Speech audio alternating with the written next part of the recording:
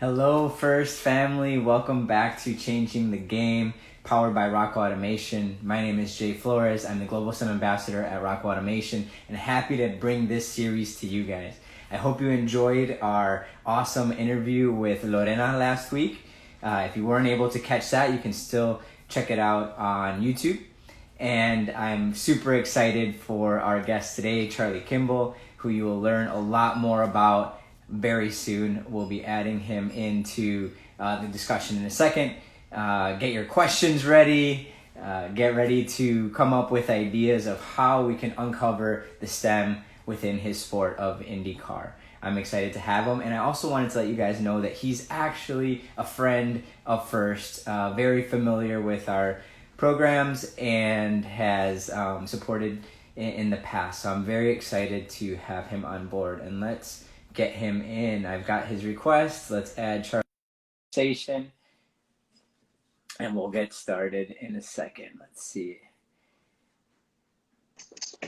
There we go. It looks like we've got you. Awesome, Charlie. Good evening. How are you? Pretty good. I appreciate you joining us today, and also appreciate all you've kind of done in the past with First, and excited to dig into some of these questions. So I'm excited to be here. It's a lot of fun. I'm maybe not as like Insta tech savvy as some, so I apologize if it doesn't go quite smoothly to start. But I think we'll find our feet, Jay, and chat a little bit about IndyCar, a little bit about First, a little bit about STEM, and a whole lot about everything else. Awesome. I appreciate it. So far, so good. You got in. That's usually one of the hardest steps, actually. So and the lighting's good. I've got the camera pointed the right way. So far, so good. Yeah, you're all set. So I appreciate that. So yeah, we'll get into all those topics, but let's start like from the beginning. What was your life growing up in terms of sports, and how did you get into this world that you're a part of now? Well, I grew up in a STEM family. Okay. For lack of a better word, my dad's a mechanical engineer. My mom Okay. is a mathematician. My mom worked as a civilian on guidance systems for the Navy and some different Department of Defense projects in California.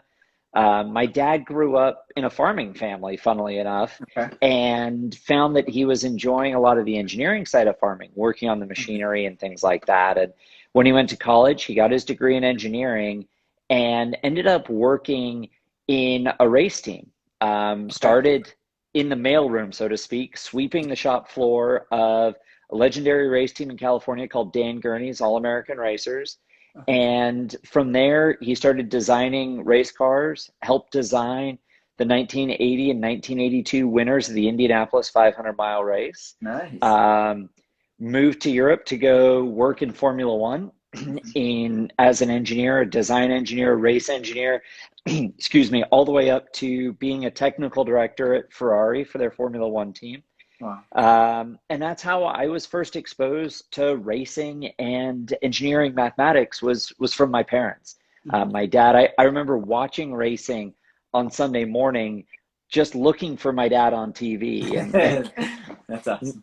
my mom loves to tell a story to embarrass me of me running up and kissing the TV whenever I saw my dad at the racetrack Sunday morning. Fortunately, I've outgrown that now, just by a year or two.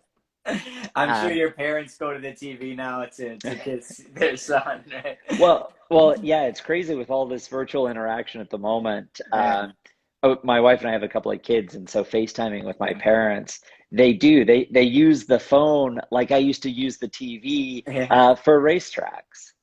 Wow, that's wild. That's really cool. It's an awesome example of, your dad found this kind of area where he liked in engineering, and then found the STEM in the engineering in a space where most people might not think about right away.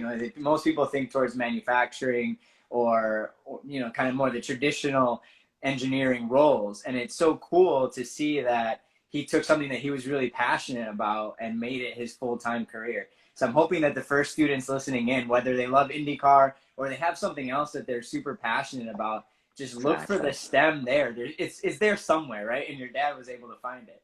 Right.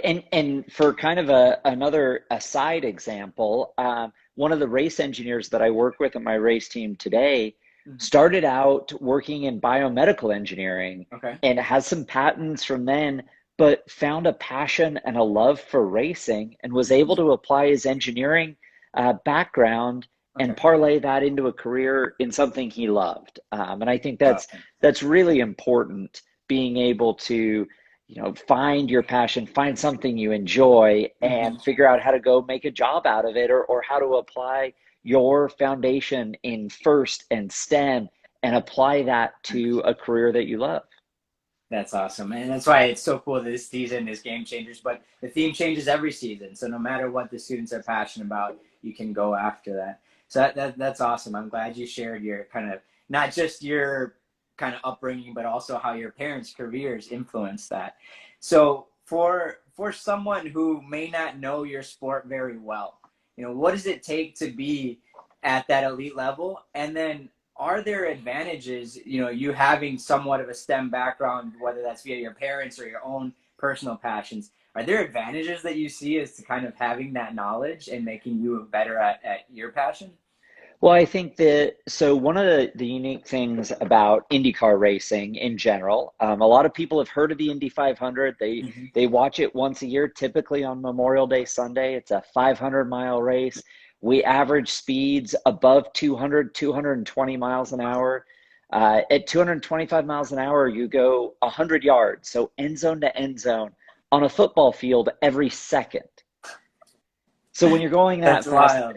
things happen quickly, and you also have to really trust the car and trust Hmm. the engineers. And as an athlete and a driver, one of the things people don't understand, I think, about IndyCar racing is that we don't have power steering. We don't Okay. have power brakes. It's all designed to save weight in the car Hmm. for better performance. Okay. And so, as an athlete, my average heart rate in a race just a couple of weekends ago was 155 for Wow. 2 hours, and I burned 1,500 calories. Um, That's wild. so as an athlete, I really have to train Hmm. for that, that physical toll, that physical challenge during the course of the race. Okay. But at the same time, I've been able to bring my engineering background to help. Like you Hmm. said, I joke, and I was joking with my race engineer today. He and I probably have the closest relationship on the team because when the car's not performing like I want it to, I tell him what the problem is, Hmm. and it's his job to fix it and make the car go faster. And we work really closely and really integrated together to make that happen.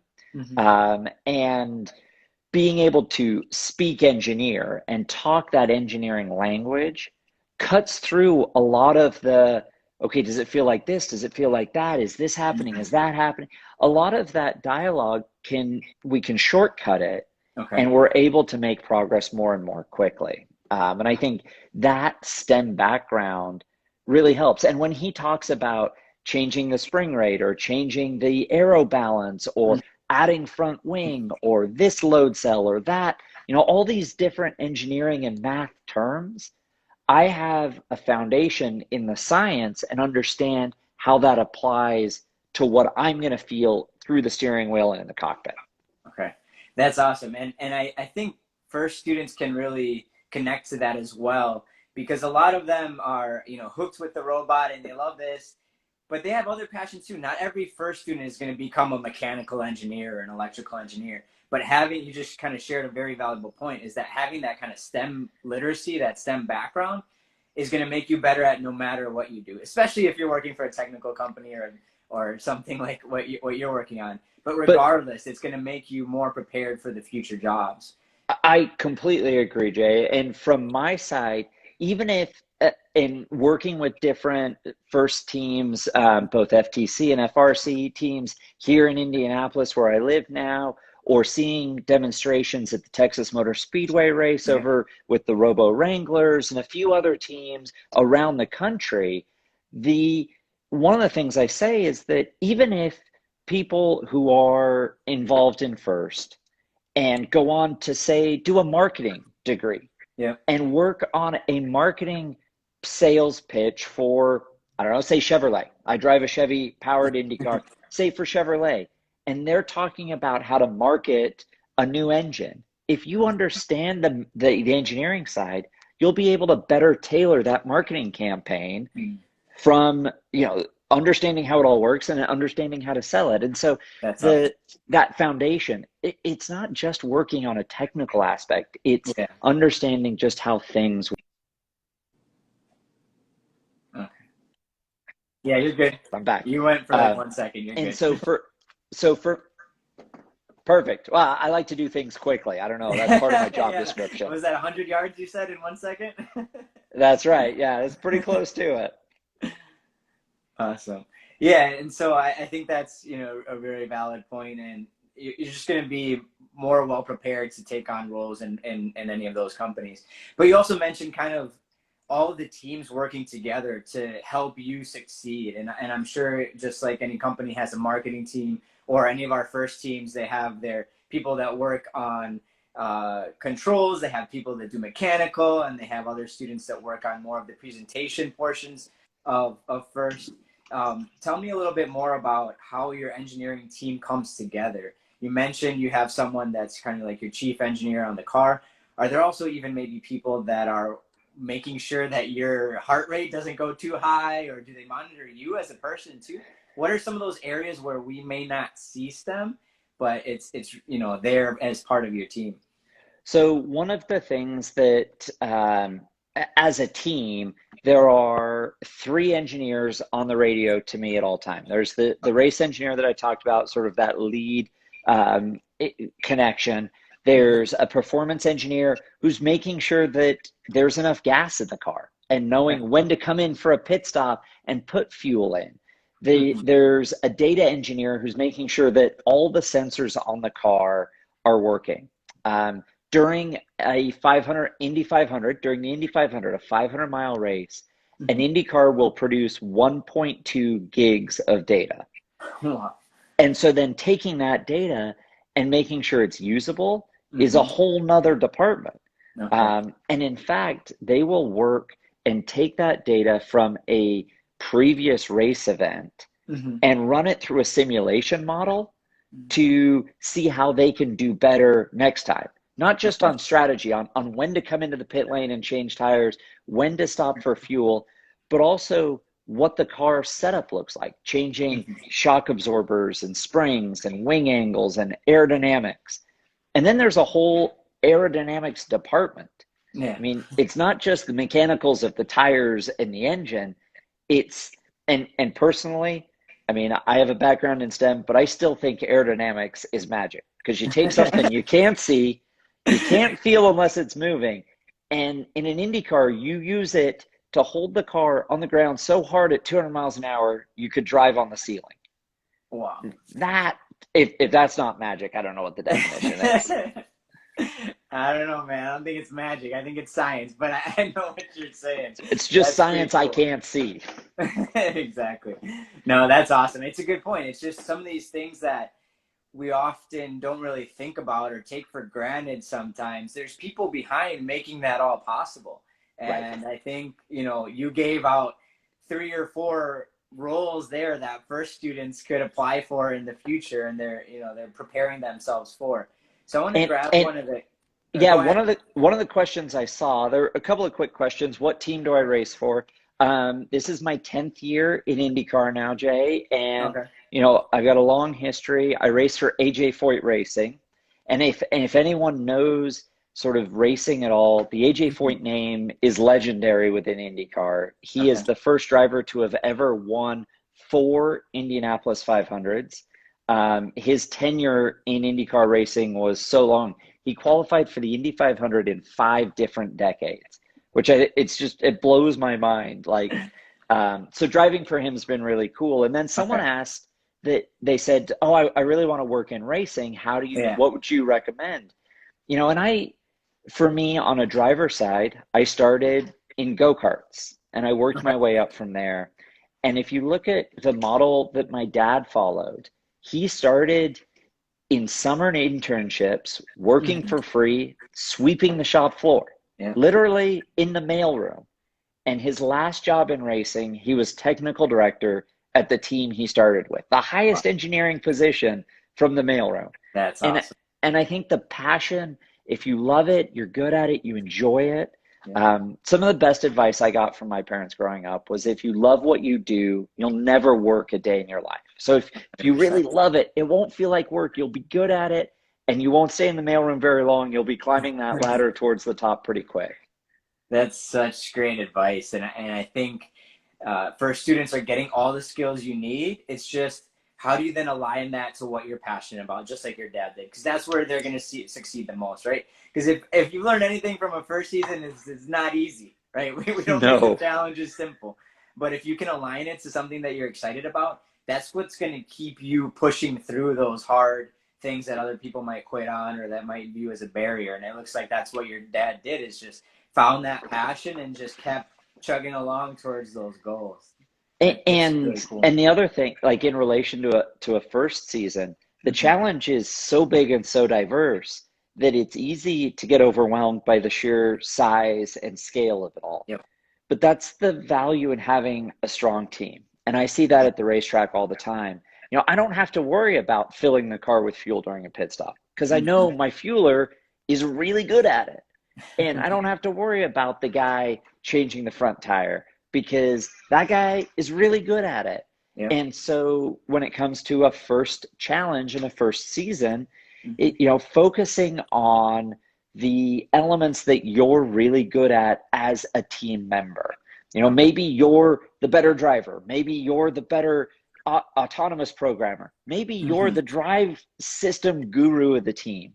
And you don't have to worry about the autonomous piece. You just have to make sure that it goes where it's supposed to go and drives like it's supposed to. Okay.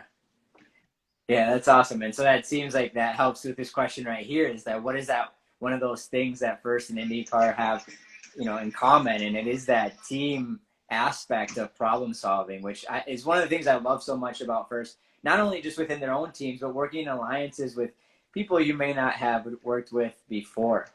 So that's It, awesome to it, see the it, connections there.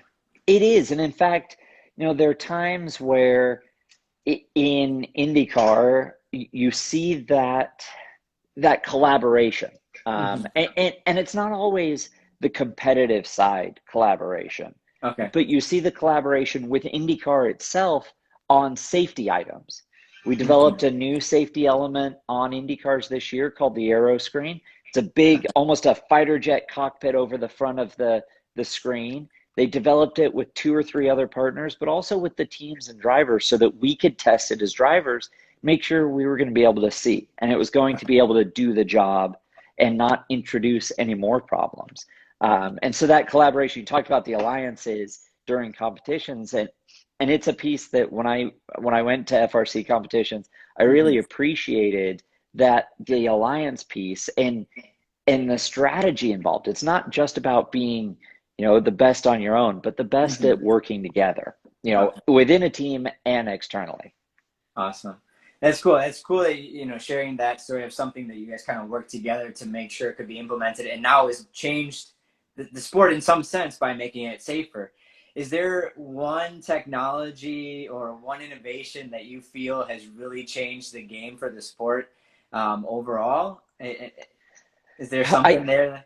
I think the aero screen is probably a paradigm shift Okay. for us, just to keep things from coming into the cockpit. With an open cockpit, we didn't have a windscreen. So the Yeah. visor on my helmet, I had 8, 10, 12 tear-offs that when it got dirty or pitted, I'd peel during the race. And Yeah. with the aero screen, it keeps a lot of that debris out of the cockpit. Okay. But on safety innovations, there are 2 or 3 things probably. The Hans device, which is it's a carbon fiber piece that goes under the seat belts on my shoulder and Okay. attaches to the back of my helmet. And so in a crash, it limits how much my head can move Mm. to cut down on injuries and concussions and things like that. Okay. As well as the University of Nebraska worked on making what they call soft walls. And I will say, when you hit them at 200 miles an hour, nothing's soft about it.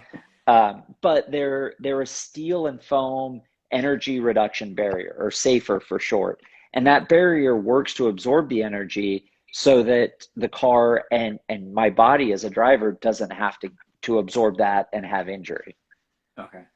That's awesome, man. And when you're moving at that speed, the technology and the innovations can make a huge difference, I feel. And that's And the awesome. energies are huge, right? The Yeah. energies square when you go up by speed. So the faster you go, the Yeah. energies go up exponentially. That's cool. And so, in that, I'm sure there's also all kinds of inspections that your team does prior to it's a science probably to just get in the car, right?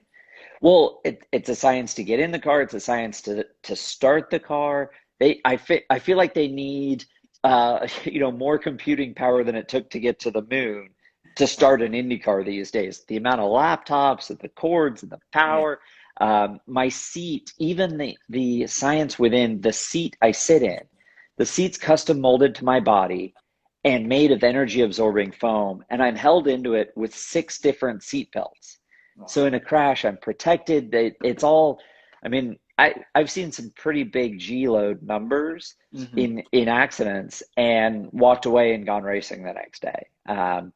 So that the developments there, and from my side as an individual, I was diagnosed coming up on 13 years ago with type 1 diabetes. Hmm. And the innovation that I've worked with on the teams to get the ability to read my blood sugar while I'm in the car has been a real evolution for me as a driver, not only on safety, but also on Yeah. performance. Wow. And so I heard about that. And I heard that it almost ended your career, right? That could have been the end of it for you.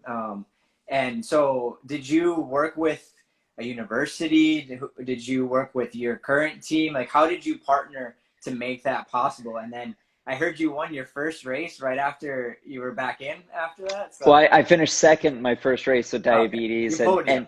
yeah, a Yeah. podium. Still brought home a trophy. Okay. Um, and it all started with my healthcare team. Okay. Honestly, I'm a big proponent that diabetes is a team sport. Hmm. So working with my healthcare team was really important. My endocrinologist, my doctor, I took in photos of the cockpit. I took in photos of I took in a fire suit. I said, "This is what I wear. How are we going to make this work?" Okay. And she said right away that these insulins would work with me. Hmm. She's not sure that a pump would be good for me. I should, I continue using pens like I had been, Hmm. but also I use a continuous glucose monitor. So Okay. I have a sensor on my body, and it transmits to a display. And this display actually plugs into the car's data system. And we worked on that system with some computer engineers that understood the car's data system. They talked with the glucose monitor company's engineers, figured out how to get those languages to meet up so that when I plug this into the car, I get my blood glucose number right there on my steering wheel, like oil pressure, water temperature, Yeah, gear, speed, lap time, car and body data right there on my dash. that's awesome. I was just gonna say it's right there next to the fuel gauge, right? That That's pretty pretty cool. much. And the cool thing is because in IndyCar we have telemetry radio, so Mhm. all of that information, all that data in my car is sent back to the pit lane. So the engineers are watching what's Mhm. happening in real time. They just like they make sure the car's running right, they make sure my body's running right as well. And it means that in 2011 I made history as the first licensed driver with diabetes to ever race in the Indianapolis 500. Wow, that's awesome. I love this in several, I mean, many ways, but a couple that stand out. One, one of the big things that about First is also just diversity inclusion, right? The Yeah. values that First brings. Because of what you and your team were able to accomplish, you've opened access to people that may not have been able to do it before. And so for teams out there that are thinking, you don't always have to completely reinvent something. There's other opportunities to make something that's already cool more accessible to a larger community, bringing more people into a sport or whatever it is that you're passionate about designing with. This is such a great example of that. And I think on the sort of human equity side of things in First, if someone if a team member expresses or another student expresses an interest in being a part of the First program, but they're not sure what they can bring, you'll figure it out. You'll figure out how to put them to work. You'll figure out what their strengths lie in. And just because they may not have a great understanding in the math side or the drive system side or the programming side, they can figure it out. And I feel more accomplished and enjoy getting in the IndyCar now more Mhm. than I ever have, because I thought I may never get the chance again. Yeah. So to be able to get back in the car, and I think it's allowed me some balance in my life as a driver, because Okay. if I finish first or I finish 21st, I know it's a victory for so many people within the diabetes community. Wow, that's awesome. I love that, and I feel like just like you're so connected to the values of first that this discussion just is so easy because it Oh, makes it's sense, fun. and that's what it's all about. Is just being able to, bring things to the world that make it a better place, whether it's safer, more fun, more inclusive, whatever it is. And you're showing an example of IndyCar where we've talked about mechanical engineering examples. We've talked about, kind of biomedical engineering examples. There's a wide variety of ways that you can get involved in a first team and a wide variety of ways that you can apply those skills in the future, no matter what, kind of passion you have, even if it is more of, let's say, like the diabetes example, right? You're in there integrating it with the mechanical engineers, the electrical engineers, and the computer engineers. So it's so cool to see more real life examples of this for the students.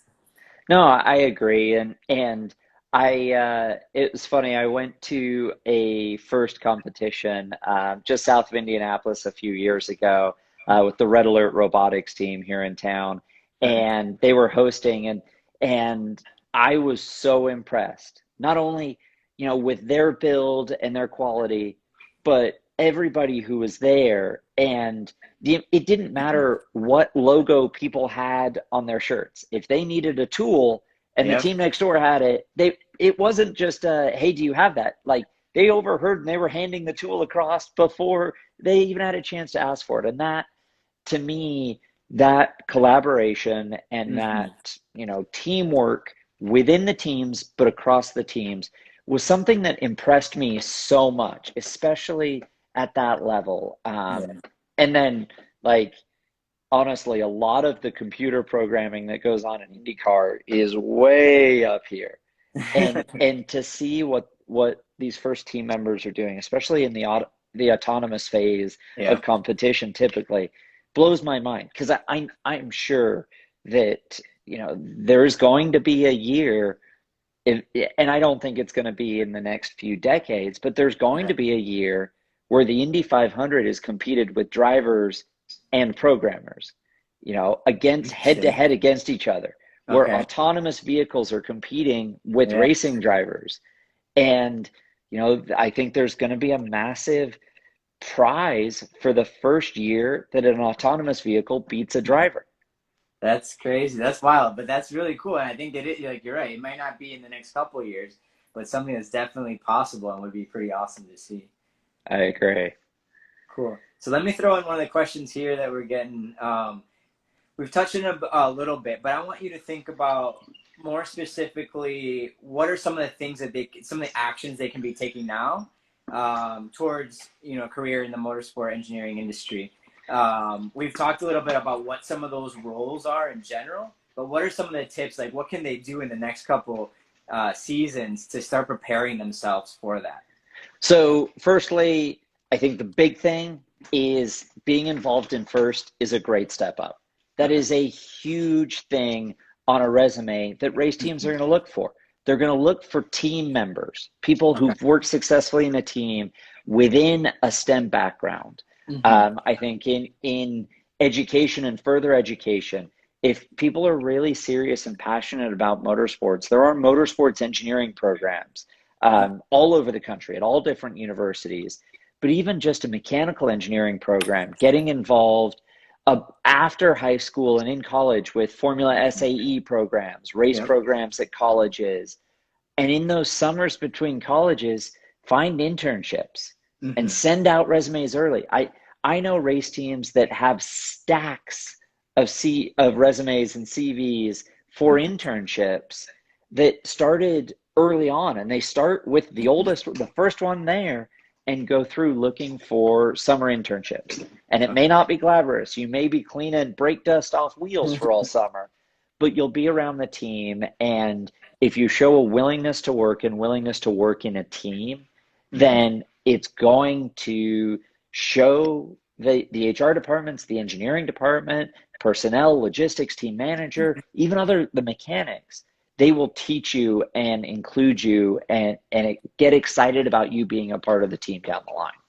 Okay. Awesome. Uh, so as far as real steps, figure out how to just keep showing up until they tell you to stop, until they give you a job or an internship and take you to the racetrack. I like that. I love it. For those who may not know, Formula SAE and some of the other groups you mentioned are kind of like student orgs at the university level where you're getting involved with.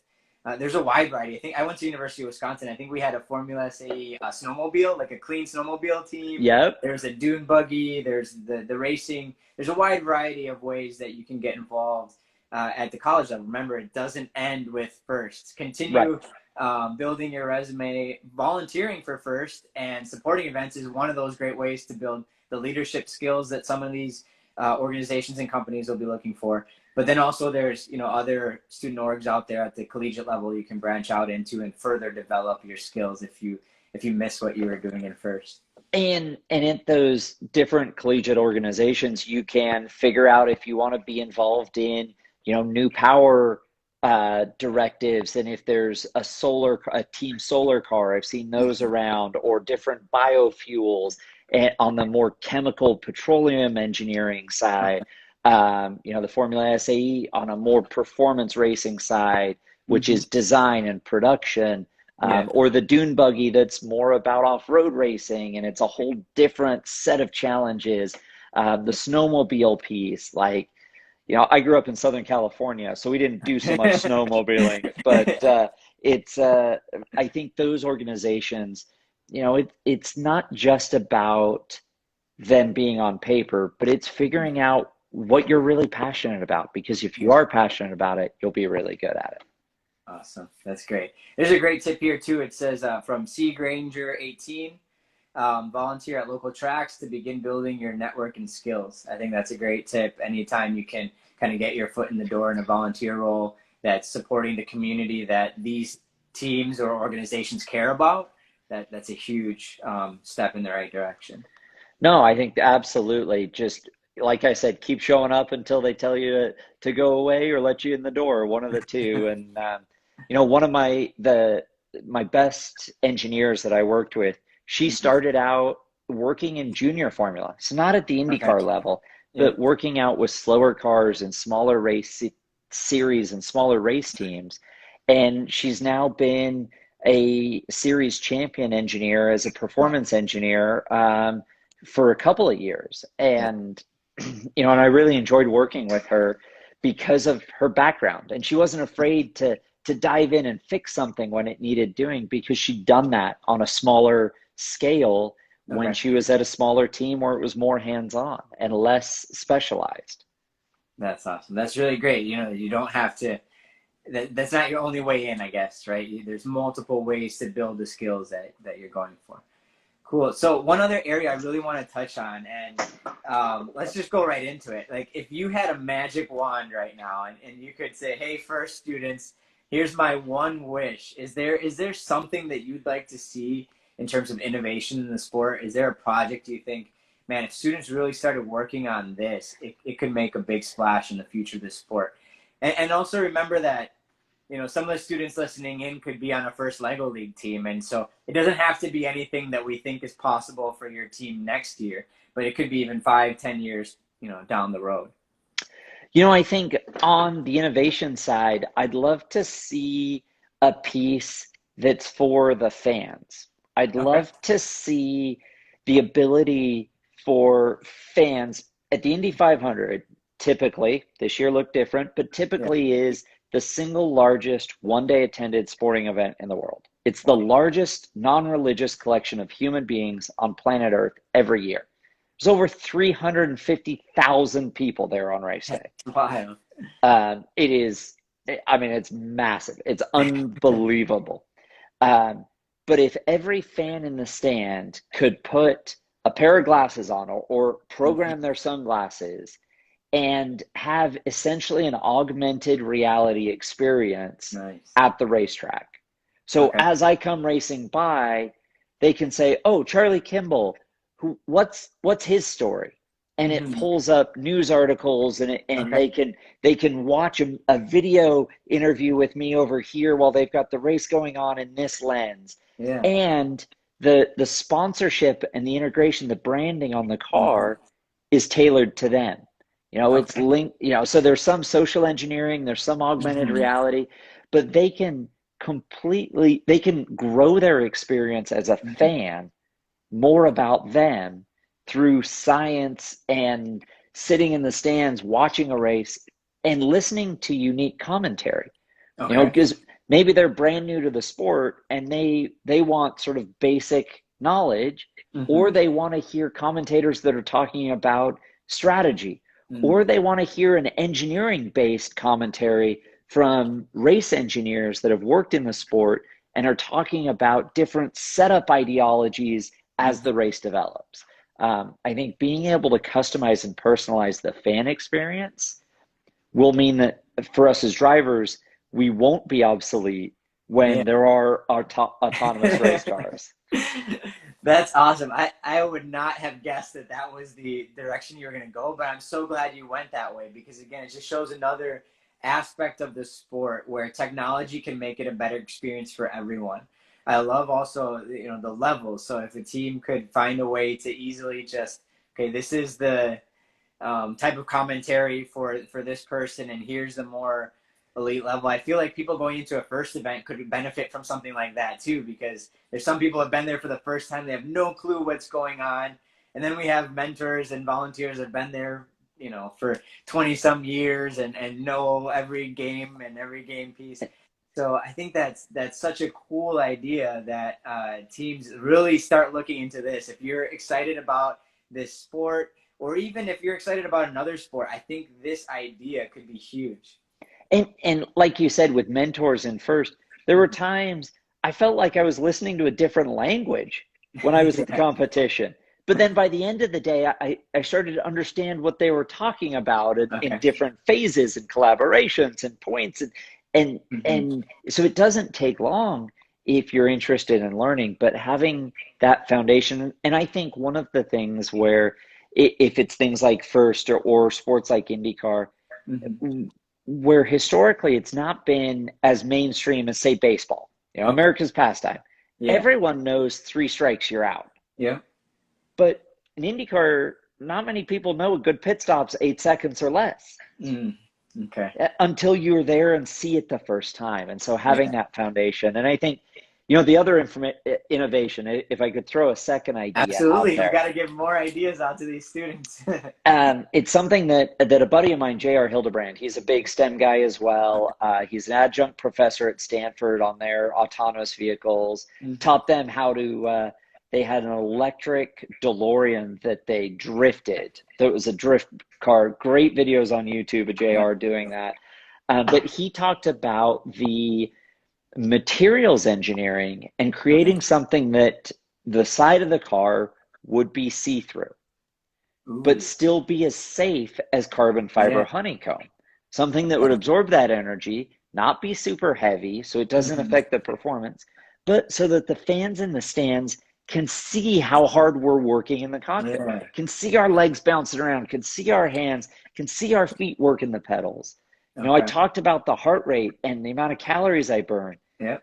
You almost can't see it because all you can see is the top of my helmet. You can't even see Exactly. the sweat pouring off my face Yeah. because it's behind the helmet. So if the car was clear or see-through in sections, Hmm. from the materials engineering side, I think that'd be an amazing way to showcase what we as athletes and we as racing drivers are living. Okay. That's awesome. It's really funny though, because I saw I think it was a TikTok video or an Instagram video recently. It was kind of like a nostalgia video of, I think it was early 90s, where there was the like phones that were see-through. There was a see-through Game Boy. Right. Apple had a computer that for a period it was see-through, and they were kind of making fun of it as like, oh, we thought that was so cool back then. but for me, it was like that. It's almost making technology more accessible and more Right, visible, making, like we saying first, making it loud. By right, making it clear, you can see what's going on instead of it earlier, like you're saying, it being magic. You can help open some of that technology to the general public. So I right. think that's And another genius idea for teams. So to summarize that for teams, materials that are still strong and safe enough for these environments, but that can be see through and visible for the rest of the technology inside of the vehicle to be able to be seen. I think it's all about, and that only helps with the accessibility and the diversification of the crowd in the stands. Yeah. Because if, with both sides, the sort of custom commentary and the see-through car, Yeah. people who are new to the sport will feel like they can be involved, feel like they can see, feel like they can understand what's happening. Yeah. And people that are really experienced are still getting satisfied. So Okay. it broadens the inclusion within the sport and the event. Mm-hmm. Awesome. Yeah, I love it. I love both of these ideas. I hope teams will really consider digging into one of these projects. I know we've got a lot of smart students out there, and so they may surprise you around championship time with an invite to come check it out or test it out. I love it. um, I'm in. yeah, I'm in, guys. that's awesome. So if your team starts working on that, make sure once you have your prototypes, you tag Charlie and his team so they can take a look at it. That's really cool. Um, this is a kind of a funny one that I brought up with a friend the other day. Is there anything in the sport that just has not changed? That is just like the example I had was safety pins on putting your bib number as a, like Usain Bolt, for example. It's Right. the same thing that they've used for a billion years to identify who the athlete is, a piece of paper with their name on it and some safety pins, right? Is there something in your sport that you've seen that, like, man, we've just been doing this the same way forever? Well, I think, I mean, the obvious one is one that I don't think there's any innovation really needed, but tires are still round.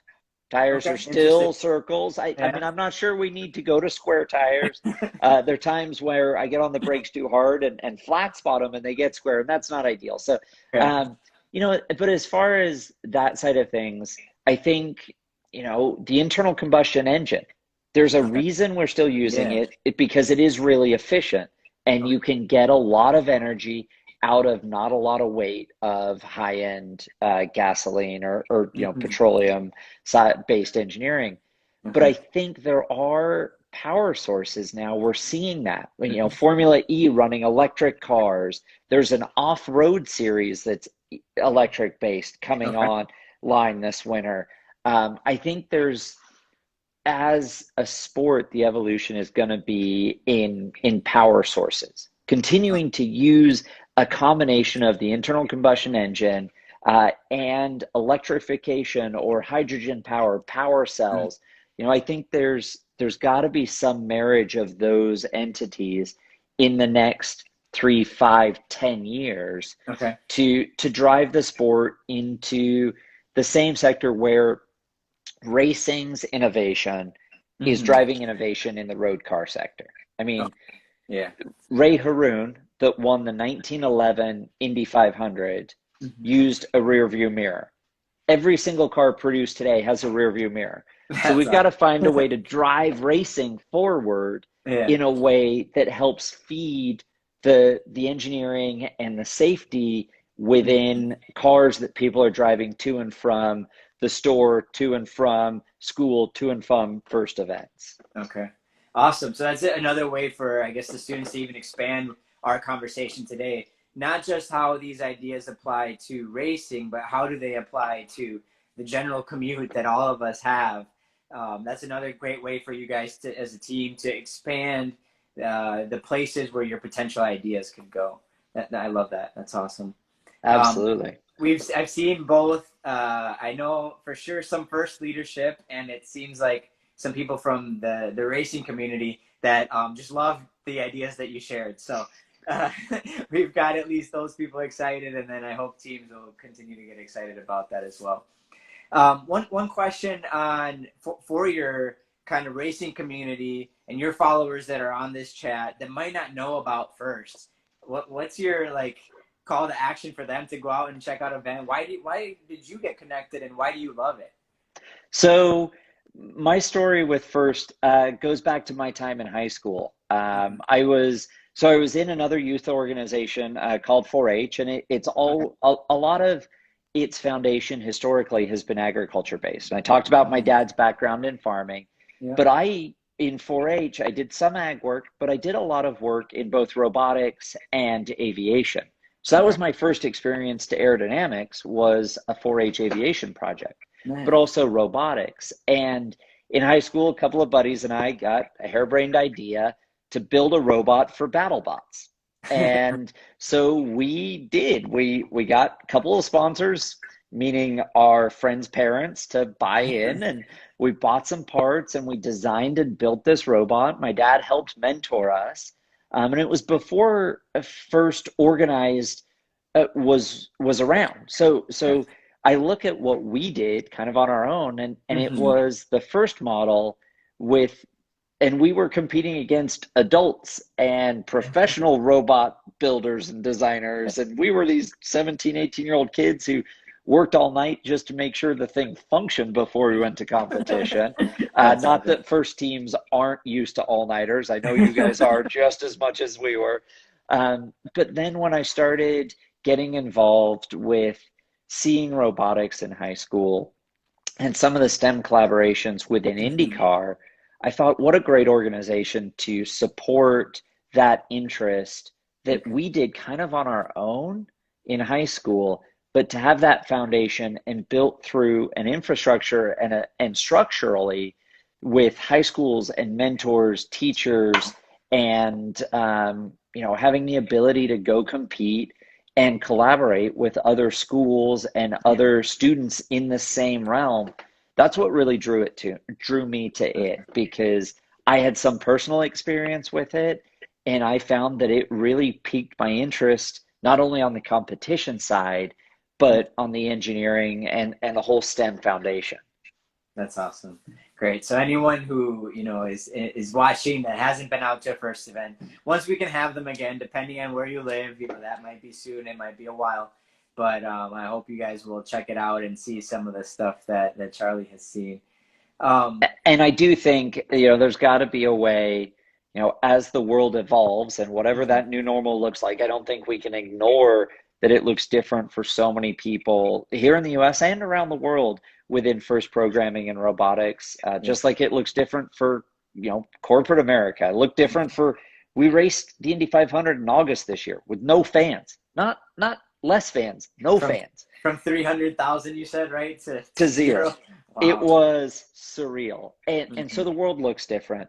But I think with all of the people within the leadership of FIRST, but also the teams, I'm sure there's a way when events start happening that are, capacity restricted or, viewer attendee restricted, there's got to be a way for people to log in and be a part of it virtually. Yeah. The technology exists. I mean, how many press conferences are you seeing that are done virtually now, meetings that are all virtual? So I think there's still a way to get involved, watch and support those FIRST competitions, even if you're not going to the event in person. Yeah, there's kindergartners on Zoom calls now. Like, if that's happening, we gotta find ways. My toddler's teaching me how to use Instagram Live. So I mean, I figure at least high school students, they could figure out how to do it, even if they're teaching us how to do it. That's awesome. I love it. I just picture your toddler doing all of the kind of AV behind you right now. Yeah, she's got the spotlight. I'm kidding. She's in bed and been asleep for about an hour. Hopefully she should be asleep. But no, it's amazing how quickly, kids pick up technology. And I say kids, I mean, our daughter's not even 2 yet. So, but she knows how to turn the TV on. That's for sure. Oh, nice. That's awesome. Cool. So kind of where you're going with, all the challenges that we're facing as a world now, I want to ask you just for your general tip for FIRST students on perseverance. It's been a very difficult year. They're used to challenges, but even on top of the challenges we give them, we've got more challenges in a wide variety of things, whether that be the pandemic or just kind of issues in our communities. What's your advice for just moving forward, persevering, and continuing to pursue their passions and their love of FIRST and STEM? Well, I think I can really only talk about my personal experience. And for me, getting diagnosed with diabetes, I wasn't sure I'd ever get back in a race car. Okay. But every chance that I get now to get back in the cockpit and do what I love, it means more to me than it ever has before. And I think that is a great example on the perseverance side to know that when you come through the backside of that challenge, Mm-hmm. when you are ultimately successful, if you continue to fight through it, when you look back, that journey is something that you will always be proud of. And that will be worth so much. And it will be worth more, that success you have on the backside of a challenge, on the backside of needing that perseverance, of needing that extra grit, of having to grind that little bit extra Yeah. to get the job done. Those all-nighters, all of those different pieces that are hard. Mm-hmm. I think when you get on the backside, you can look back, and be really proud of that mountain you climbed. Mm-hmm. And if you go to competition and you're the bug or the windscreen that day, because you're gonna have days where you're both of those. Yeah. Uh, whatever that day looks like, getting to the start line, getting to that event, getting through that challenge is something to always be proud of. And for me, getting into the race car is something I'm always proud to represent my partners, my sponsors, my race team, the diabetes community as a whole, IndyCar in general. And I think some days I make my mom proud, which is good because I think she wanted me to go to college and I ended up taking a left turn to a racetrack. So, I think that looking back and being proud and being able to be proud of the effort, not just the result, is the important thing. That's awesome. I think it aligns so well with the values of FIRST. So I just want to thank you for your time, man. You're such a good example for the FIRST community, for the racing community, for the diabetes community. Like this has just been an awesome conversation, and I just hope that we can meet up in a couple of years and just talk about how this conversation led to a team making a see-through car, or the glasses for the audience. I think that you provided some awesome tips as well as some cool ideas for the future. And so if a team does want to pursue one of these ideas that that were inspired out of this conversation, and they want to get your attention later on, do they tag you on Instagram? Do they reach out to you via a website or something? What's the best way for them to say, hey, here's our prototype. What do you think?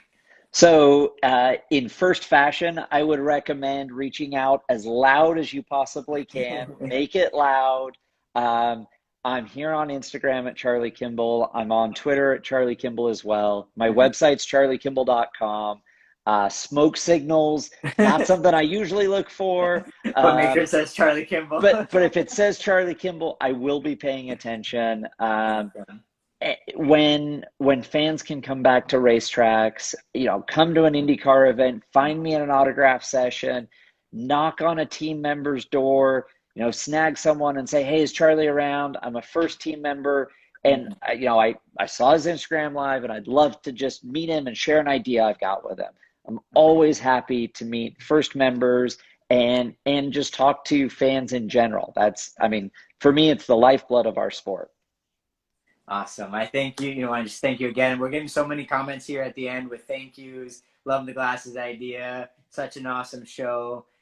Thank you, Charlie. So many great comments. I, again, appreciate your time and look forward to, maybe running into each other at a FIRST event, or I'll have to get out to one of your events and cheer you on. So thanks again, and can't wait to see what comes out of this in the future. Sounds like a plan. Thanks for having me. It was so much fun. I love talking racing. I love talking FIRST. And I love to talk to the future engineers of our sport for sure. Awesome. Thank you. We'll talk soon. Talk soon. Bye. Okay.